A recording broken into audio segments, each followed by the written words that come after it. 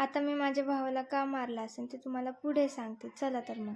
उन्हाळ्याच्या सुट्ट्यात आणि घरी सगळे असल्यावरती चल्लसाट खेळले नाही असं कधीच होत नाही. आरूला कोण खेळू देत नाही म्हणून दादाने तिला बोलवलं. आता तिला काय माहिती खेळायला बोलवलंय की त्यांच्या कवड्यांनी त्यांची घरं सोडली, पण माझ्या कवड्यांचा बहुतेक घर सोडायचं मूड नव्हता.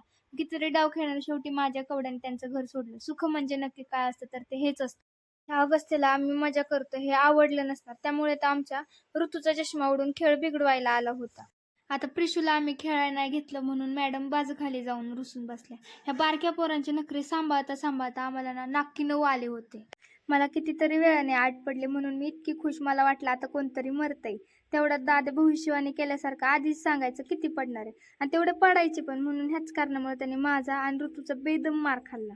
जितकी माझ्या कवडी आत घालायला येत नाही ना, तेवढी आतमध्ये खतेची आलेली कवडी मारायला मजा येते. दादाचे तर काय मनासारखं कवड्याच पडत नव्हत्या, म्हणून त्याने वेगळीच वाकडी तिकडी आडवी उभी जसं खेळता येईल तशी हातवारी करून कवड्या टाकून खेळायला सुरुवात केली. आणि जर नाहीच मनासारखं पडलं तर आहेच की मग कोणतरी शेजारी त्याला त्याच्या डोक्यात टपली मारायला. अगस्त्यला काय आम्ही आमचा खेळ खराब करून नाही दिला, म्हणून वैतागून बिचारा एकटा त्याचा खेळायला लागला. शेवटी इकडे खेळ संपत आला तरी माझी आणि दादाची भांडणं संपायचं काही नावच घेत नव्हती. दाद्या आणि काकी जिंकल्या, मग ऋतू आणि मी आम्ही दोघेच राहिलो. आणि शेवटी काय, मग ऋतू जिंकली आणि गौरी होले हारली. असंही गौरी होले कधी जिंकते, ती आज जिंकणार होती म्हणा. जाऊ द्या.